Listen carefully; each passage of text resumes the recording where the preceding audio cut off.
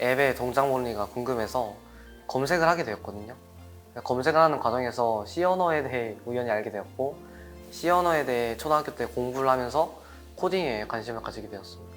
중학교 때는 마음껏 자기가 하고 싶은 것을 하면서 꿈을 찾을 때라고 생각합니다.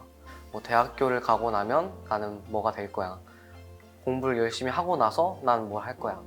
근데 제가 생각하기엔 미래는 지금 만들어지고 있는 거거든요.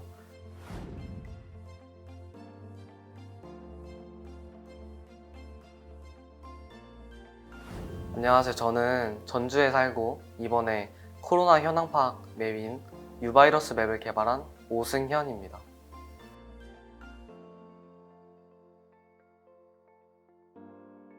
제가 처음으로 코딩에 관심을 갖게 된 계기는 초등학교 4학년 때 아빠가 처음으로 폰을 사주시면서 그 안에 앱의 동작 원리가 궁금해서 검색을 하게 되었거든요.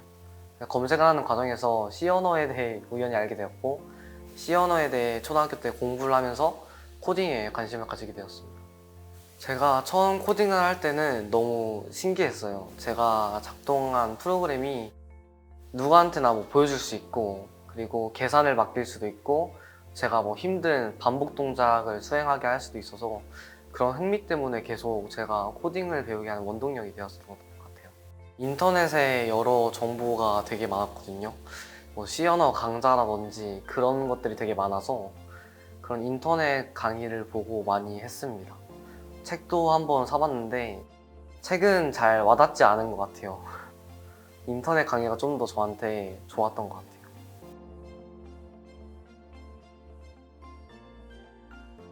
코로나 사태가 한창 시작이 되고 있을 때 예전에 메르스 사태 때 있었던 메르스 맵에 영감을 받고 한번 코로나 현황 파악을 한눈에 지도에 표시를 해가지고 한눈에 알아보는 서비스를 개발하면 어떨까 하고 코로나 맵을 만들게 되었습니다.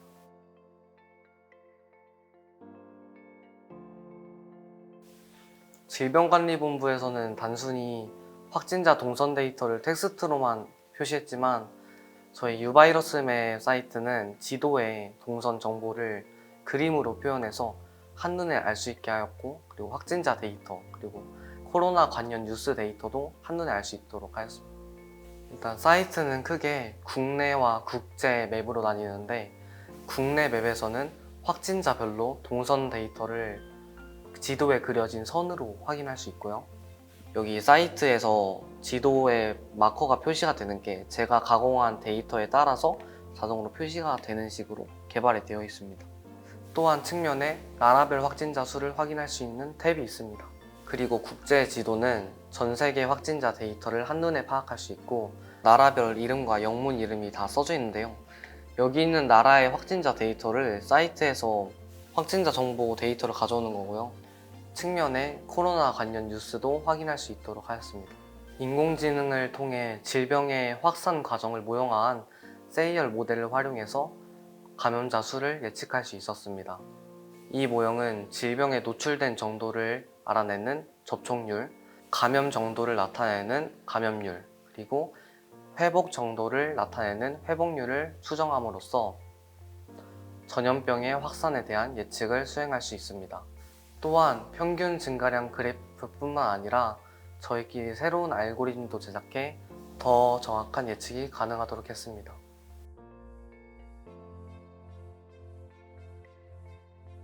저희 모형에서 예측된 결과는 계속 날이 지나갈 때마다 더 수직 상승하는 그래프를 보여줬었습니다.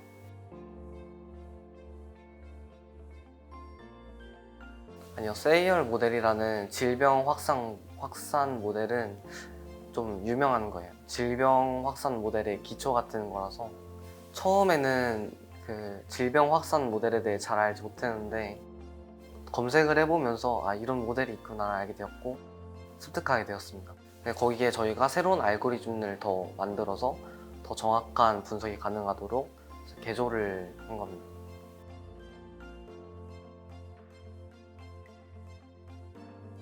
일단 빌더스 챌린지라는 대회는 해커톤 형식으로 참가자들끼리 팀을 랜덤으로 구성해서 단기간에 프로젝트를 완성하는 그런 대회인데요. 거기서 참가자들과 만나게 되었고 청소년 개발팀을 만들게 된 계기는 청소년 커뮤니티가 부족하다고 생각을 했어요. 그래서 처음에는 청소년 개발 커뮤니티를 만들어 보자라고 시작을 하게 됐는데, 그 커뮤니티 운영진 분들 중 개발을 하고 싶다는 분이 많아가지고 한번 우리끼리 운영진들끼리 하나의 서비스를 개발해보면 어떨까 하고 시작하게 되었습니다.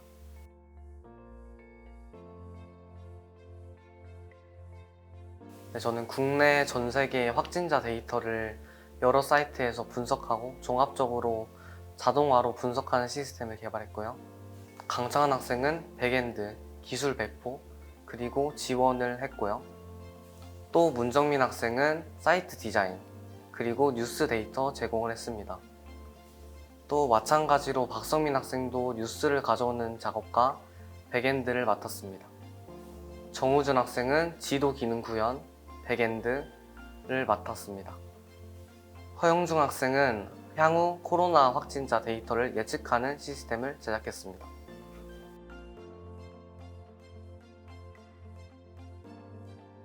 먼저 사이트에 골격을 만들어 놓고 필요한 기능들을 정리한 뒤 하나하나씩 만들어 가다 보니 자연스럽게 역할이 배분이 되었고요. 거기서 또 다른 분들이 뭐 문제가 생기거나 그러면 역할을 서로 도와주는 그런 식으로 개발을 하게 됐습니다.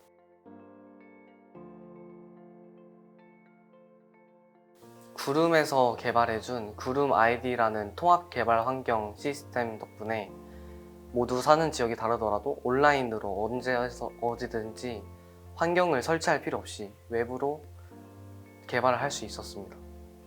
네, 일단 온라인은 거의 단점이 없다고 생각하는 게, 바로 팀원분들의 위치와 장소에 상관없이, 그리고 환경이 구비가 되어 있지 않아도 온라인에 이미 다 설치가 되어 있기 때문에 바로바로 접속해서 할 수 있다는 게 제일 큰 장점인 것 같고요.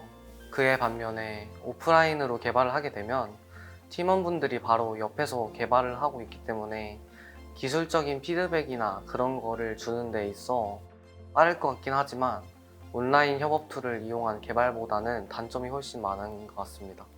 그래서 온라인 협업 툴을 활용한 개발이 좀 더 추세에 가깝지 않나 생각합니다.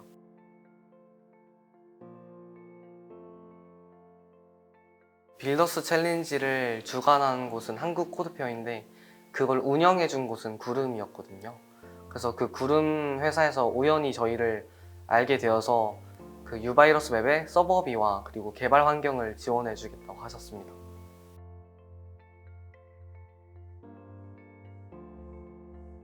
맵을 개발하면서 가장 중요하다고 생각된 게 시민분들에게 최대한 빠르고 정확한 데이터를 제공하는 거였는데, 그러기 위해 저는 여러 사이트에서 확진자 데이터를 가져와서 종합적으로 분석한 다음에 뭐가 맞고 뭐가 틀린 데이터인지 알아내는 그런 자동화 시스템을 개발했었는데, 속도를 위해서 여러 사이트에서 가져온 데이터들 중 그 사이트 중 한 사이트라도 그 확진자 데이터를 표시하는 양식이 바뀌게 되면 저희 사이트가 작동을 멈춰버리는 문제가 있었습니다.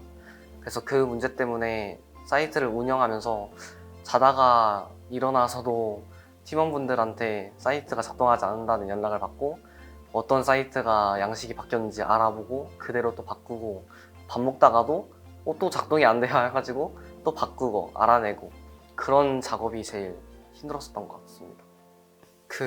계속 자다가 일어나는 이런 일상이 반복되다 보니까 그런 생각이 들 수도 있었긴 한데, 그래도 시민분들이 많이 찾아주시는 사이트인데 이런 갑자기 작동하지 않거나 정보가 잘못 뜨거나 하면 많은 분들한테 큰 피해를 입힐 수 있기 때문에 책임감을 가지고 열심히 한 것 같습니다.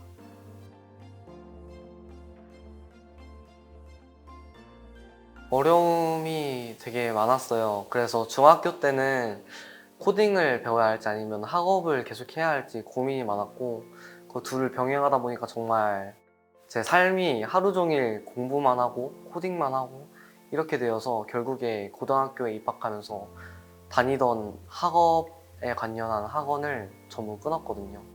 그 뒤로 본격적인 코딩 활동이 시작된 것 같아요. 부모님이 많이 걱정을 하셨었습니다. 근데 계속 공부는 하라는 공부는 잘 안 하고 코딩만 계속 미친 듯이 하다 보니까 부모님도 이제 받아들이게 되더라고요.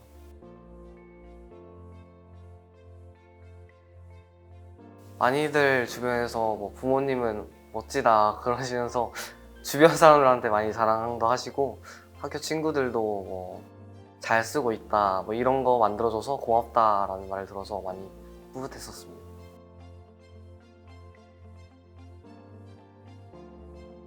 저희한테 그 유바이러스 맵의 서버 운영비와 개발 환경을 제공해 주신 구름 스타트업 분들한테 정말 감사하고요.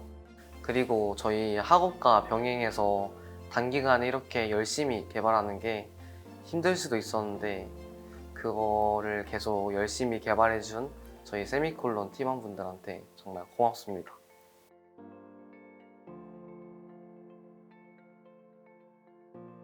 제가 평소에 자각몽에 대해서 되게 관심이 많아서 많은 분들에게 자각몽을 소개시켜주고 싶다는 생각에 자각몽에 관한 정보 그리고 꿀 수 있도록 도와주는 도구들을 앱에서 제공하고 오늘 꾼 꿈을 일기장으로 기록할 수 있는 앱을 이번에 아이폰으로 사용할 수 있게 개발하는 작업을 하고 있습니다.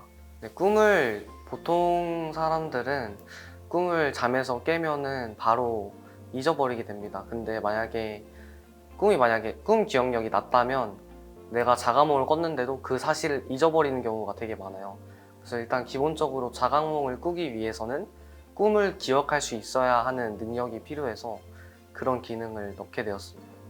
제가 원래 안드로이드 앱을 다 개발해 놓은 상태였는데 이번에 아이폰으로도 앱을 개발해보자 해서 똑같은 앱을 만드는데도 불구하고 안드로이드 체계와 아이폰 체계가 완전히 다른 탓에 아예 앱 설계를 다시 처음부터 하고 기능도 다시 처음부터 개발해야 하는 상황에 오게 되었습니다.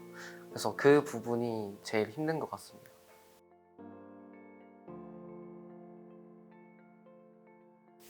저는 많은 분들에게 도움이 되고 공익적인 프로젝트를 만들고 싶은데요. 그 이유 중 하나가 그런 프로젝트를 만들고 다른 시민분들이 사용하시는 걸 보면서 느껴지는 책임감에 뿌듯함을 느낄 것 같아서 그러면은 더 행복해질 것이라고 생각을 하고 제가 제 삶에서 일을 하는 시간이 엄청 많을 텐데 그 시간을 좀 더 행복하게 채우고 싶어서 공익적인 프로젝트를 계속 개발하고 싶습니다.